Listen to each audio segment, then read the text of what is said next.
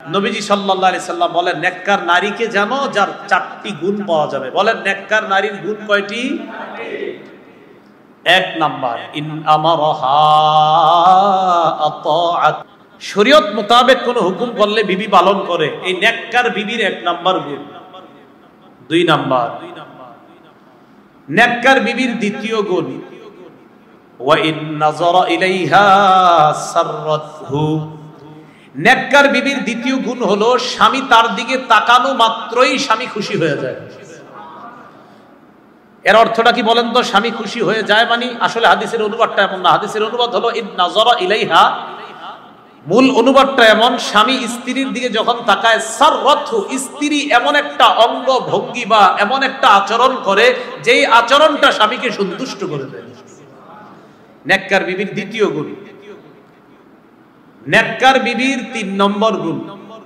এখন মনে করেন এক ব্যক্তি অফিস থেকে সারাদিন অফিস কইরা সকাল 8টায় গেছে, মাগরিব পয়রা বাসায় ঢুকছে, ঢুকার পরে স্ত্রী এমন এক আচরণ করছে, এই বেচারার মেজাজ যা ছিল আরো যাচ্ছে।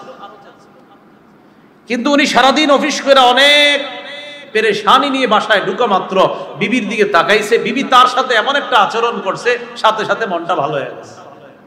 তো নবীজি বলেন, নেককার বিবির দ্বিতীয় গুণ, ইন নাযারা ইলাইহা সাররাতহু, স্ত্রীর দিকে তাকাইলে ওই স্ত্রী স্বামীকে খুশি করে দেয়। 3 নাম্বার, ওয়া ইন আকসামা আলাইহা আবাররাতহু, স্বামী যদি কোনো কারণে স্ত্রীর দিকে নিয়ে কসম কেটে ফেলে, স্ত্রীর উপর কসম খেয়ে ফেলে, স্ত্রী তাকে ওই কসম থেকে মুক্তি করার ব্যবস্থা করে দেয়। বিভিন্ন ধরনের কসম হয়ে যেতে পারে, কোনো আপনার রাগের বশবর্তী হয়ে, তখন স্ত্রী স্বামী কিভাবে কসম থেকে উদ্ধার করা যায়, স্ত্রী নিজেই উদ্ধারের ব্যবস্থা করে। এটা হলো নেককার বিবির 3 নাম্বার। 4 নাম্বার গুণ হলো ওয়া ইন গাবা আনহা, স্বামী যদি অনুপস্থিত থাকে, 3 দিনের জামাতে যায়, 7 দিনে, 10 দিনে, 40 দিনে, 4 মাস চিল্লায় যায়, 1 বছর জামাতে গেছে, তাহলে স্বামী যদি কোনো কারণে স্ত্রীর থেকে দূরে থাকে, বিদেশ থাকে, কোথাও থাকে, তখন স্ত্রী কি করে? নাসাহাতহু ফি নাফসিহা ওয়া মালিহি, তখন স্ত্রী নিজের সতীত্ব আর স্বামীর সম্পদের ব্যাপারে ওই স্বামীর কল্যাণকামী হয়, নিজেকেও হেফাজত করে, স্বামীর সম্পদকেও হেফাজত করে। বুঝে থাকলে বলেন তো, নেককার বিবির কয় গুণ বলছে নবী? 1 নাম্বার, আদেশ করলে পালন করে। 2 নাম্বার, তাকাইলে খুশি করে দেয়। 3 নাম্বার, কসম করলে এই কসম থেকে উদ্ধারের ব্যবস্থা করে। 4 নাম্বার, স্বামী যদি কোনো কারণে অনুপস্থিত থাকে, ওই স্বামীর অনুপস্থিতিতে নিজেকে এবং স্বামীর সম্পদকে হেফাজত করার ক্ষেত্রে স্বামীর কল্যাণকামী হয়। আল্লাহ যারা এখনো বিয়ে করেন নাই তাদেরকে যেন এই জাতীয় একটা মেয়ের ব্যবস্থা করে দেন।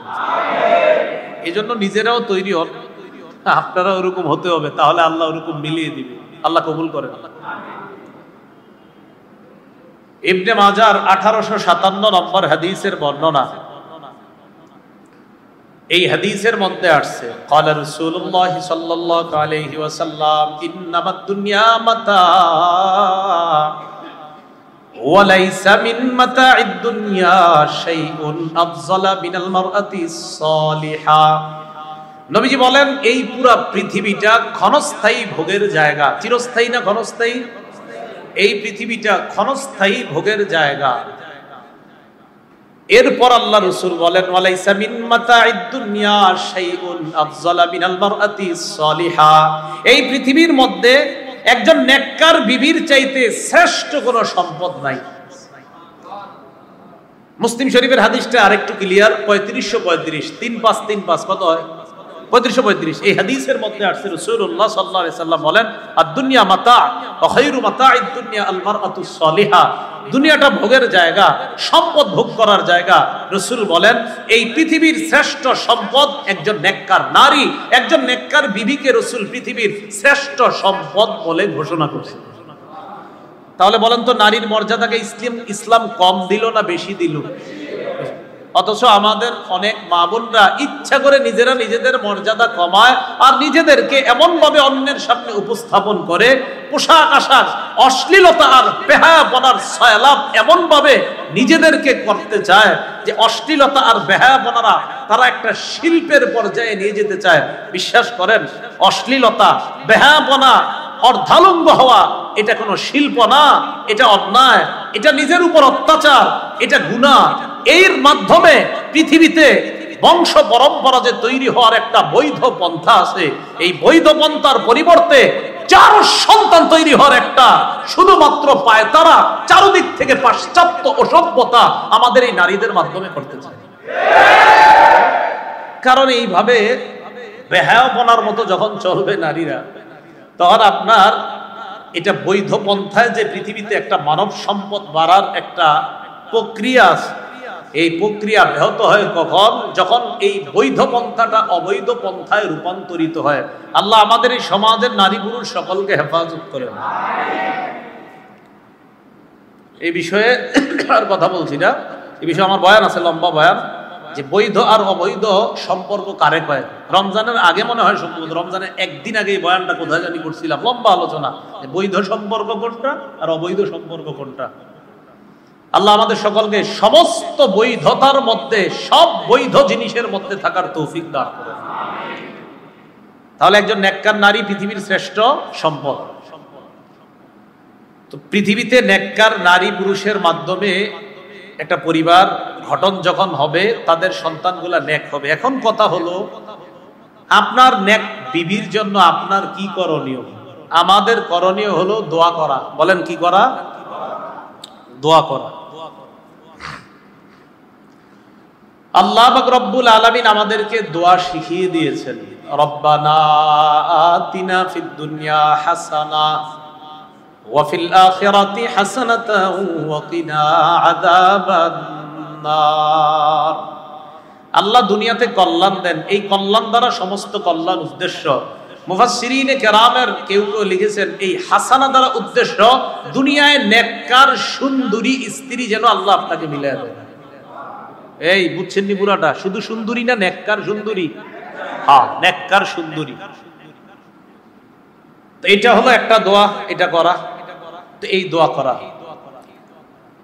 বিয়ে করার আগে ইস্তেখারা করবেন। যারা এখনো বিয়ে করেন না, ইস্তেখারা করা। বলেন কি করা? ইস্তেখারা। সহিহ ইবনে হিব্বান নামে হাদিসের একটা কিতাব আছে, এই কিতাবের 4040 নম্বর হাদিস, মানে 4040 কত হয়? 4040। আর 4040 না 4040? হ্যাঁ, এরকমই তো।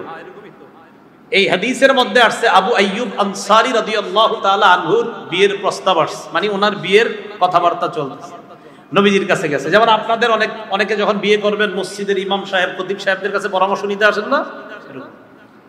তো নবীজির কাছে গিয়ে জানাইছে, হুজুর আমার তো বিয়ের কথাবার্তা চলতেছে, আমি কি করব? রাসূলুল্লাহ সাল্লাল্লাহু আলাইহি সাল্লাম বললেন, প্রথম কাজ হলো তুমি বিয়ের ব্যাপারটা গোপন রাখো। কি বললেন? বিয়ের ব্যাপারটা বাস গোপন রাখো। আমারে বলছো। এখান থেকে বোঝা যায় আপনি আপনার উস্তাদ বা মসজিদের ইমাম খতিব, যার ব্যাপারে আপনার এতটুকু বিশ্বাস আছে যে হুজুর ব্যাপারটা কাউকে বলবে না, এমন একজন আলেমকে জানাইতে পারেন কথার কথা। নবীজি তার সাহাবী আবু আইয়ুব আনসারী রাদিয়াল্লাহু তাআলা আনহুকে বললেন, প্রথম কথা বিষয়টা গোপন রাখো।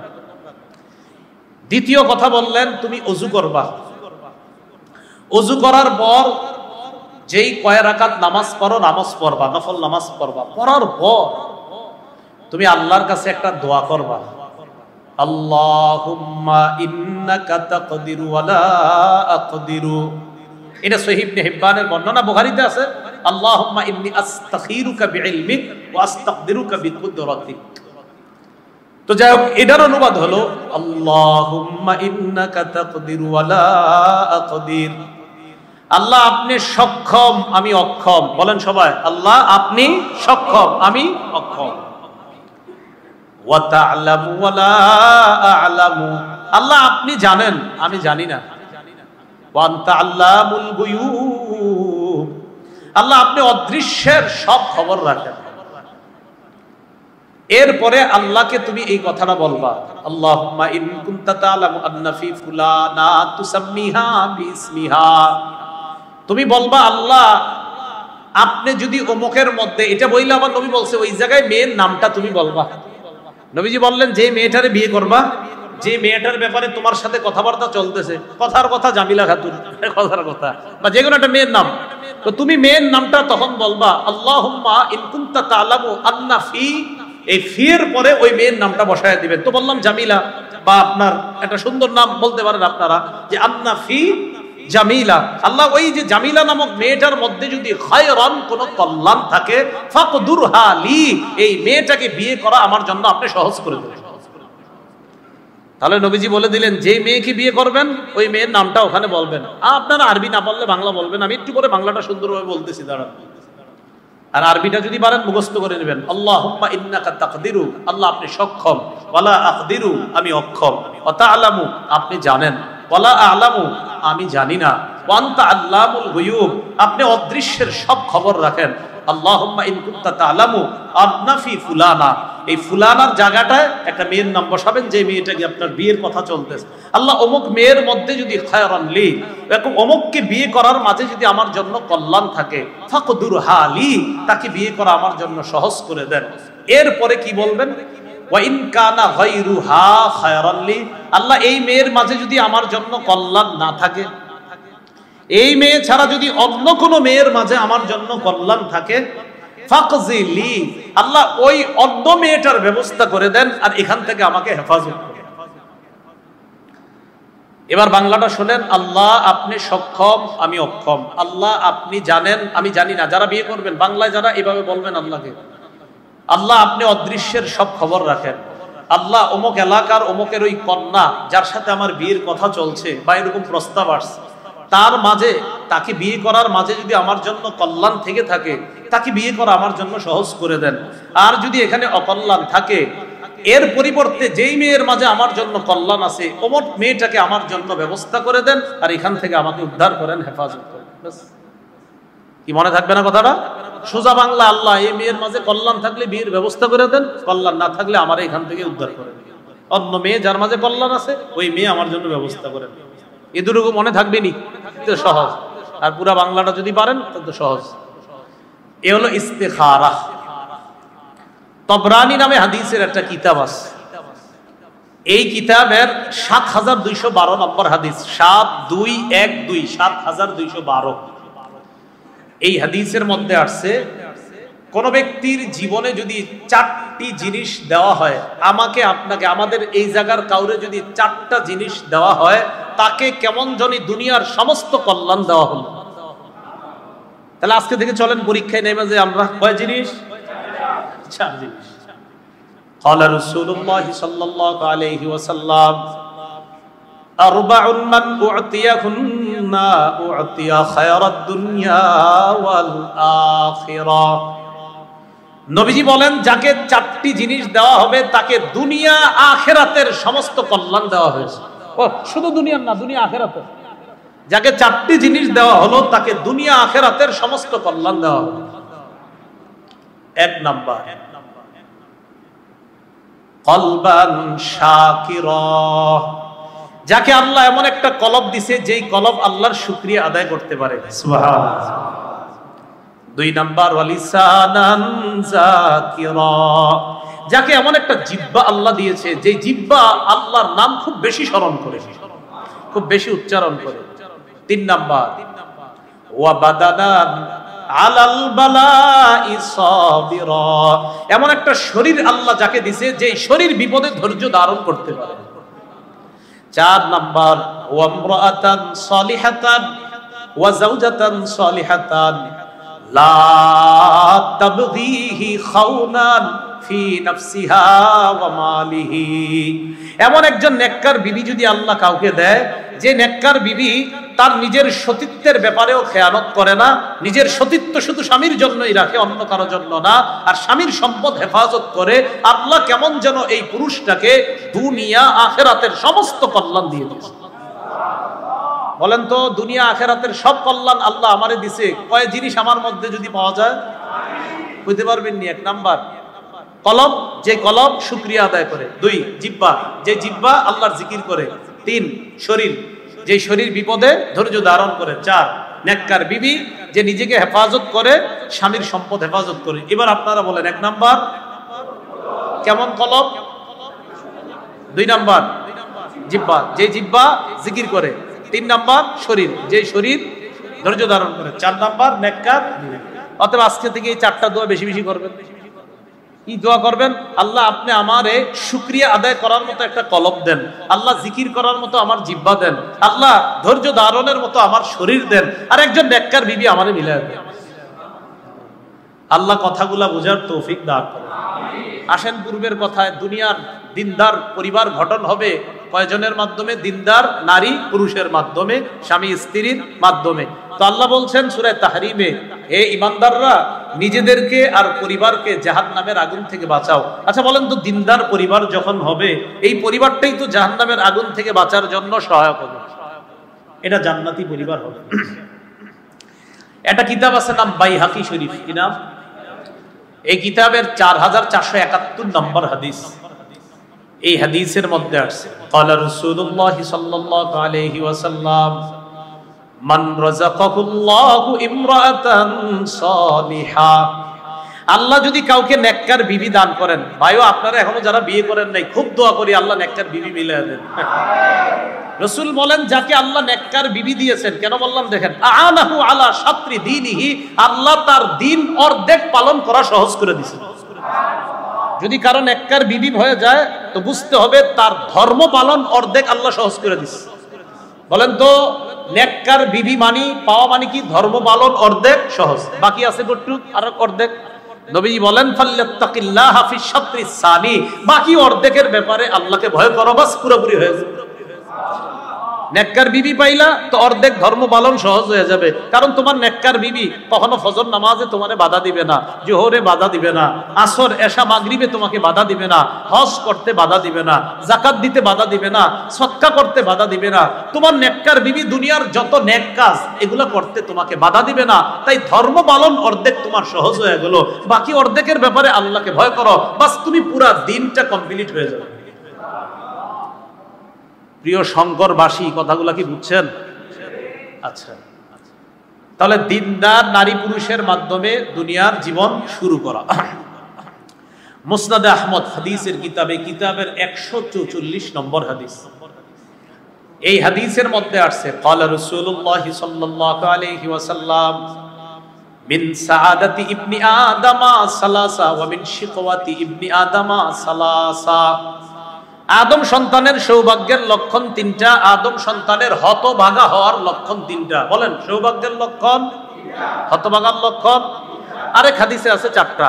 সৌভাগ্যের লক্ষণ 4টা, হতভাগা হওয়ার লক্ষণ 4টা। তো যেহেতু হাদিসে 4টা আছে তো বেশিটাই কই আমরা, কি বলেন? এক হাদিসে আসছে 3টা, আরেক হাদিসে 4টা, তো 3টা শোনা ভালো না 4টা? 4টাই শুনি আমরা। 4টা কি কি? 1 নাম্বার আল মারআতুস সালিহা, নেককার নারী। 2 নাম্বার আল মাসকানুস সালিহ, ভালো বাড়ি। 3 নাম্বার আল মারকাবুস সালিহ, সচল গাড়ি। সচল গাড়ি মানে ভালো গাড়ি। তাহলে নেককার নারী, ভালো বাড়ি, ভালো গাড়ি। 4 নাম্বার আল জারুস সালিহ, নেককার প্রতিবেশী। কোন ব্যক্তির যদি নেককার নারী থাকে, সুন্দর একটা বাড়ি থাকে হালাল টাকায়, এটি তো সুন্দর বাড়ি মানে হালাল টাকায়। 3 নাম্বার ভালো একটা গাড়ি চলার মতো আরামদায়ক চলতে পারে। 4 নাম্বার ভালো একজন প্রতিবেশী। রাসূল বলেন, আমি তোমারে দুনিয়াতে সৌভাগ্যবান পুরুষ বলে ঘোষণা করলাম। আর 4টা বিষয় হতভাগা হওয়ার লক্ষণ। 1 নাম্বার আল মারআতুস সু, খারাপ নারী। ফজরের পর থেকে শুরু হয় টেপ রেকর্ড বাজানো, একদম ঘুমের আগে গিয়ে শেষ হয়। আপনি ঘুমাইলেই বুঝেন আল্লাহ বাঁচাইছে, কথার কথা। আমাদের মামুনরা যেন এমন না হয়। 1 নাম্বার খারাপ নারী। 2 নাম্বার আল মাসকানুস সু, খারাপ বাড়ি। 3 নাম্বার আল মারকাবুস সু, অচল গাড়ি। 4 নাম্বার আল জারুস সু, খারাপ প্রতিবেশী। তাহলে হতভাগা হওয়ার লক্ষণ কয়টা? 4টা, খারাপ প্রতিবেশী। আল্লাহ আমাদের সকলকে যেই 4টা বিষয় সৌভাগ্যবান হওয়ার লক্ষণ, এই 4টা যেন আল্লাহ দুনিয়াতে আমাদেরকে দান করেন। আর যারা বর্তমানে আমরা বৈবাহিক জীবনে আছি, তাদের পরিবারগুলো যেন আল্লাহ সুন্দর বানায় দেন। এতক্ষণ পর্যন্ত যা বললাম সেটা হলো আদর্শ পরিবার গঠন করলাম আমরা। একজন নেককার, একজন দিনদার নারী পুরুষের মাধ্যমে আদর্শ পরিবার গঠন হলো। গঠন হওয়ার পর এরপর আপনার আমার আমাদের সন্তান দুনিয়াতে আসবে, প্রজন্ম থেকে প্রজন্ম এইভাবেই দুনিয়ার সিস্টেমটা চলতে থাকবে। আল্লাহ আমাদেরকে লক্ষ্য করে বলছি, ইমানদাররা আমি আল্লাহ তোমাদেরকে সম্পদও দিব, সন্তানও দিব, তবে এই সম্পদ আর সন্তান তোমাদেরকে যেন আখিরাত ভুলাইয়া না দেয়। বলেন, সম্পদ সন্তান যেন আমাদেরকে আখিরাত ভুলাইয়া না দেয়। সূরা বনী ইসরাঈলে আল্লাহ বলেন, ওয়া আমদাদনাকুম বিআমওয়ালিন ওয়া বানিন, আমি তোমাদেরকে সাহায্য করলাম সম্পদ দ্বারা আর সন্তান দ্বারা। সূরা মুনাফিকুনে আল্লাহ বলেন, ইয়া আইয়ুহাল্লাযীনা আমানু লা তুলহিকুম আমওয়ালুকুম ওয়ালা আওলাদুকুম আন যিকরিল্লাহ, হে ঈমানদারগণ, তোমাদের সন্তান, তোমাদের সম্পদ তোমাদেরকে যেন আল্লাহর জিকির থেকে বিমুখ করে না দেয়, গাফেল করে না দেয়, অলস করে না দেয়। তাহলে সন্তান সম্পদ যেন আমাদের জাহান্নামের কারণ না হয়, সন্তান সম্পদ যেন আমাদের জান্নাতের কারণ হয়। এজন্য রাসূলুল্লাহ সাল্লাল্লাহু আলাইহি সাল্লাম মুসলিম শরীফের ২৯৫৮ নম্বর হাদিস, আমাদের মাদ্রাসার পাঠ্যপুস্তক অনুসারে এই হাদিসের মধ্যে রাসূল সাল্লাল্লাহু আলাইহি সাল্লাম বলেন, ও যারা পকেটে মোবাইল রাখেন এই মোবাইল অনুযায়ী হবে ৫১৭২ নম্বর হাদিস, যদিও এটা আন্তর্জাতিক নাম্বার না, সারা ওয়ার্ল্ডে এটা ফলো করা হয় না। আমাদের মাদ্রাসার পাঠ্যপুস্তকের যে নাম্বারটা এটাই ওয়ার্ল্ডে ফলো করা হয়। রাসূলুল্লাহ সাল্লাল্লাহু আলাইহি সাল্লাম বলেন, ইয়াকুলু ইবনু আদম মালি মালি, আদম সন্তান কয় আমার সম্পদ আমার সম্পদ। ওয়া হাল্লাকা মিন মালিকা ইবনা আদম ইল্লা মা আকালতা ফাআফনাইতা আও লাবিসতা ফাআবলাইতা আও তাসাদদাকতা ফাআমজাইতা, আদম সন্তান কয় আমার গাড়ি আমার বাড়ি আমার 10টা দোকান আমার 20টা দোকান, এটা বইলেন, কিন্তু এখন থেকে এইভাবে বইলেন আমার 5টা বাড়ি সাময়িক সময়ের জন্য, এমনি কইলেন। কি বলবেন? নাকি আপনি চিরস্থায়ী বাড়ি 5টা, কেউ কইতে পারলে বলেন, আমারে লেখা দেন যে হুজুর আমি চিরস্থায়ী ভাবে এই 5 বাড়ির মালিক, মানে আপনি মরবেন না আর কোনোদিন এরকম লেখা দেন। এরকম যদি 5টা বাড়ি 5টা গাড়ি আছে তো বললেন সাময়িক সময়, কারণ আপনি মারা যাওয়ার পর আপনার ছেলে সন্তান মেয়েরা এটার মালিক হবে, আর মারা যাবে নাতি নাতনিরা হবে, আর মারা যাবে পরবর্তী প্রজন্ম হবে। রাসূল বলেন আদম সন্তান কয় আমার সম্পদ আমার সম্পদ। আদম সন্তান তোমার সম্পদ তো মাত্র 3টা। বলেন আমাদের সম্পদ কয়টা? হাল্লাকা ইবনা আদম মিন মালিকা ইল্লা মা আকালতা ফাআফনাইতা, 1 নম্বর তুমি যা খাইলা শেষ করলা, 1। 2 নাম্বার আও লাবিসতা ফাআবলাইতা, যা পরলা পুরাতন করলা, শেষ তোমার সম্পদ। 3 আও তাসাদদাকতা ফাআমজাইতা, যে দান সদকা তুমি করছো, দেখতেছো পকেট থেকে বের হইছে, আসলে যদিও দেখছো বের হয়েছে, এটা কিন্তু তুমি নষ্ট করো নাই, মারা যাওয়ার পরে এটা পেয়ে যাবে, মারা যাওয়ার পরে এটা পেয়ে যাবে। রাসূলুল্লাহ সাল্লাল্লাহু আলাইহি সাল্লাম খাসি জবাই করছে, বকরি জবাই করার পর গোশত বন্টন করে দিতেছে চারদিকে। গোশত বন্টন করার পর নবীজি সাল্লাল্লাহু আলাইহি সাল্লাম বললেন, আয়েশা আর কি পরিমাণ বাকি আছে? আম্মা জান আয়েশা বললেন, হুজুর এই গোশতের ঘাড়ের একটু অংশ ছাড়া আর কিছু বাকি নাই, সব শেষ, সব দান করা হয়েছে। নবীজি বললেন, আয়েশা ঘাড়ের অংশ ছাড়া সবটাই বাকি আছে। বুঝেন নাই মনে হয়? নবীজি বললেন, আয়েশা যেটা দান করা হয়েছে ওইটাই আছে, যেটা এখনো করা হয় নাই এটা নাই। আম্মা জান আয়েশা কয় মানি? হ্যাঁ, যেটা দান করা হয়েছে এটা মৃত্যুর পর নিশ্চিত পেয়ে যাবে। রাসূলুল্লাহ সাল্লাল্লাহু আলাইহি সাল্লাম বললেন, সম্পদ কয়টা? খাইলাম, পরিধান করলাম, দান সদকা করলাম, বাস এতটুকুই, খালাস সম্পদ। তো আল্লাহ বলেন তোমাদের সন্তান তোমাদের সম্পদ, তোমাদেরকে যেন আখিরাত থেকে গাফেল করে না দেয়। মানুষ চিন্তা করে আমার সন্তানের জন্য আমি একটা চিপস একটু হাতে দিয়ে আসি, এরপর এশার নামাজটা পড়ি, চিপসটা দিতে গিয়ে আপনার এশার নামাজের জামাত ছুটে গিয়েছে, এই সন্তান আপনাকে জামাত থেকে দূরে সরায় দিল। কেন নামাজের পরে চিপসটা তার হাতে দিলে সমস্যাটা কোথায় ছিল?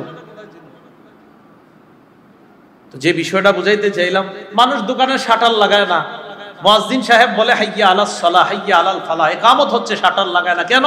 কাস্টমার কয় ভাই 10,000 টাকার সদাই নিব, একদিক দিয়ে চিন্তা করে 10,000, আরেক দিক দিয়ে মুয়াজ্জিন সাহেব কয় নামাজে আসো। এখন চিন্তাটা হয়ে গেল কি, একদিক দিয়ে কয় সম্পদ, মুয়াজ্জিন সাহেব কয় নামাজ, একদিক দিয়ে কয় সম্পদ, মানে আল্লাহ মুয়াজ্জিনের কণ্ঠে বলতেছে আসো আসো নামাজে। 16 নম্বর পারা শেষ পৃষ্ঠে আল্লাহ বলে, এই শোনো নামাজ পড়ো। নবী আপনি পরিবারকে নামাজের কথা বলেন, নাহনু নারজুকুকা, আমি আল্লাহ আপনাদেরকে রিজিক দেই, লা নাসআলুকা রিজকা, আমি তোমাদের থেকে রিজিক চাই না, নাহনু নারজুকুকা, আমি আল্লাহ তোমাদেরকে রিজিক দেই। আচ্ছা বলেন তো নামাজের সাথে রিজিকের সম্পর্ক কি? আল্লাহ নামাজের কথা বলার পর রিজিকের কথা কেন বললেন? খুব মন দিয়ে বুঝছেন। আল্লাহ নামাজের কথা বলার পর রিজিকের কথা এই কারণে বলছে, মানুষকে আল্লাহ বলেন তোমরা নামাজ পড়ো, নবী আপনি পরিবারকে নামাজের কথা বলেন, আমি আপনাদের কাছে রিজিক চাই না, আমি রিজিক দেই। এখন দেখবেন মানুষ রিজিকের টেনশনে নামাজে যায় না। আল্লাহ কয় বান্দা আমি তো রিজিক দেই তোমাকে, আসো নামাজে। তুমি নামাজে আসবা না মানে আমি রিজিক তোমাকে দেই, আমি তোমার রিজিক চাই না। এই জন্য দোকানদার দোকান বন্ধ করে নামাজ পড়লে মাস শেষে হিসাব করে দেখেন বেচা কিনা কম হলেও তার বরকত বেশি হবে। কেন? দেখবেন তার পরিবারের কাউকে হসপিটালাইজড করা লাগে নাই, কাউকে ডাক্তার দেখানো লাগে নাই, আর এটার নামই বরকত। এবার আপনাদেরকে একদম প্রথম কথায় নিয়ে যায়। আল্লাহ বললেন, ইমানদাররা নিজেরা বাঁচো, পরিবারকে বাঁচাও জাহান্নামের আগুন থেকে, যেই জাহান্নামের আগুনের জ্বালানি হবে মানুষ এবং পাথর। তো মানুষ কারা? বলেন আমরা। বলেন মানুষ কারা?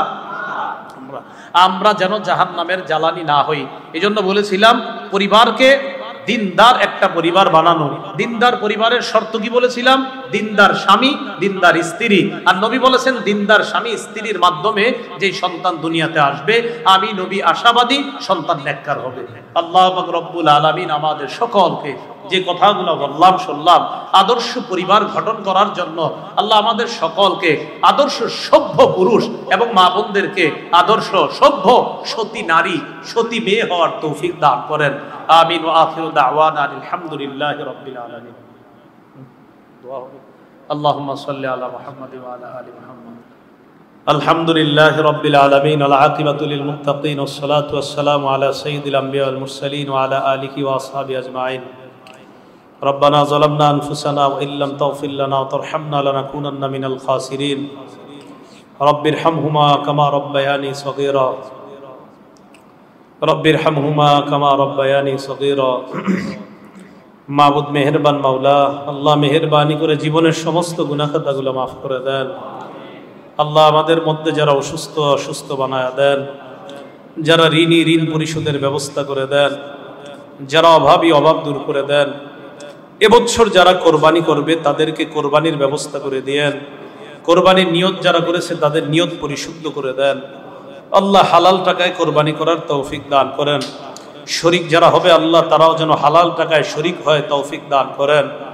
মানুষকে দেখানোর জন্য যেন কোরবানি না হয় এমন কোরবানি করার তৌফিক দান করেন। বিশুদ্ধ নিয়ত, হালাল টাকা, শরীয়ত মোতাবেক লৌকিকতা মুক্ত যেন কোরবানি করতে পারি তৌফিক দান করেন। আল্লাহ আমাদেরকে আপনি মাফ করে দেন। আল্লাহ জিলহজ মাসে এবছর যারা কোরবানির নিয়ত করেছে তারা যেন জিলহজে যে আমলগুলা আছে, চুল না কাটা, নখ না কাটা, এই আমলগুলা যেন সবাই করতে পারি তৌফিক দান করেন। জিলহজের প্রথম 9টা রোজা আমাদেরকে রাখার তৌফিক দান করেন। 9 জিলহজের রোজাটা রাখার তৌফিক দান করেন। আল্লাহ জিলহজ মাসে বেশি বেশি নফল ইবাদত, ফরজের পাশাপাশি বেশি বেশি নফল ও ইবাদত যেন করতে পারি তৌফিক দান করেন। আল্লাহ আমাদের দোয়া আপনি কবুল করেন। 9 জিলহজ ফজর থেকে 13 জিলহজ আসর পর্যন্ত তাকবীরে তাশরীকের যে আমল, আমরা পুরুষরা যেন একবার উঁচু আওয়াজে, মা বোনরা যেন নিম্ন আওয়াজে এই আমলটা প্রতি উক্তে করতে পারি, স্মরণ করতে পারি তৌফিক দান করেন। আল্লাহ দারুল উলুম এই মাদ্রাসাকে আপনি কবুল করে নেন।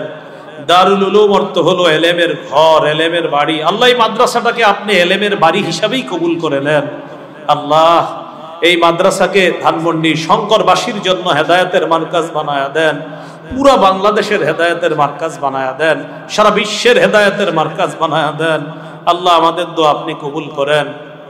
আল্লাহ যারা বৈবাহিক জীবনে আছি আল্লাহ আমাদের প্রত্যেকের বৈবাহিক জীবন ভরপুর বরকত দান করেন। আল্লাহ বৈবাহিক জীবনের শান্তি রাহাত দান করেন। এখন আমার যে ভাইয়েরা বিয়ে করে নাই, যে বোনদের এখনো বিয়ে হয় নাই মাওলা, তাদেরকে একটা দিনদার সুন্দর একটা পরিবার গঠনের জন্য তারা উভয়ে যেন দিনদার হয়ে নিজেদেরকে প্রস্তুত করতে পারে তৌফিক দান করেন। আল্লাহ আমাদেরকে আপনি মাফ করে দেন। আল্লাহ আমাদেরকে আপনি মাফ করে দেন। আমাদের মধ্যে যারা অসুস্থ সুস্থ বানায় দেন, যারা ঋণী ঋণ পরিশোধের ব্যবস্থা করে দেন। আল্লাহ এই মাদ্রাসার উস্তাদ ছাত্র সকলকে আপনি কবুল করে নেন। যে মসজিদে আমরা আলোচনা করলাম শুনলাম, এই মসজিদের ইমাম, খতিব, মুয়াজ্জিন, মুসল্লি, মুতাওয়াল্লি, মসজিদের দায়িত্বশীল, মুতাআল্লিকিন, মুহিব্বিন এবং যারা 5 ওয়াক্ত সালাতে অংশগ্রহণ করে এলাকাবাসী সকলকে আপনি কবুল করে নেন। আল্লাহ আপনার কাছে একটা বিশেষ আবদার, আজকে আমি যাদের সামনে বসলাম, যারা আমার সামনে বসছে মাওলা, তাদের সাথে আবার জান্নাতে দেখা করায়া দিয়েন। আল্লাহ মহাব্বতের নিয়তে ইসলামের কিছু কথা বলছি মাওলা, এই কথাগুলো আমি সহ আমরা সবাই যেন পালন করতে পারি তৌফিক দান করেন। আল্লাহ যেইভাবে গুছিয়ে কথাগুলো বলা দরকার ছিল, যেইভাবে বললে তারা বুঝতে পারতো, আমি ওইভাবে বলতে পারি নাই মাওলা। আল্লাহ আমার দায়িত্ব ছিল বলা, এবার আপনি সকলকে সঠিক বুঝ দিয়ে দিয়েন মাওলা। আল্লাহ না বুঝাইতে পারাটা এটা আমার অযোগ্যতা মাওলা। আল্লাহ আপনি তো সক্ষম, আমরা তো অক্ষম মাওলা। আল্লাহ আজকে যে কথাগুলা বলছি মাওলা, এই কথাগুলা আমরা এখানে যারা আছি আর যারা মাইকের আওয়াজ যারা সবাই শুনতেছে মাওলা, সকলকে কথাগুলা হৃদয়ঙ্গম করার তৌফিক দান করেন। আল্লাহ আমাদের দোয়া আপনি কবুল করেন। সন্তানদেরকে মা বাবার অনুগত বানায় দেন। আল্লাহ সন্তানগুলা যেন মাদকের ছোঁয়ায় যেন নষ্ট না হয়ে যায়, ইলেকট্রনিক মিডিয়ার থাবায় যেন নষ্ট না হয়ে যায়। আল্লাহ মেয়েগুলা, ছেলেগুলা, ইয়াং জেনারেশন গুলা যেন আল্লাহ অশ্লীলতা আর বেহায়াপনার উন্মোদনায় তারা যেন নিজেদের জীবনটাকে বিলিয়ে না দেয়। আল্লাহ তারা যেন ইসলামী আদর্শে, ইসলামী সভ্যতায় নিজেদেরকে আদর্শবান, নিজেদেরকে সভ্য ভদ্র হিসাবে প্রতিষ্ঠিত করতে পারে তৌফিক দান করেন। আল্লাহ আমাদের দোয়া আপনি কবুল করেন। আল্লাহ এই জায়গায় অনেক ওলামায়ে কেরাম হাত তুলেছে, সাধারণ মুসল্লিরা হাত তুলেছে মাওলা। আল্লাহ আমি বিশ্বাস করি এখানে কে আপনার সবচেয়ে প্রিয় বান্দা এটা আপনি ভালো জানেন। আল্লাহ আল্লাহ কে সবচেয়ে বেশি মুত্তাকি এটা আপনি জানেন। ওই মুত্তাকি মানুষটা আমাদের সাথে হাত তুলছে মাওলা, ওই মানুষটার দিকে তাকায় আমাদের দোয়াগুলো আপনি কবুল করে নেন। আল্লাহ নিঃসন্তান দম্পতিকে আপনি সন্তানের ব্যবস্থা করে দেন।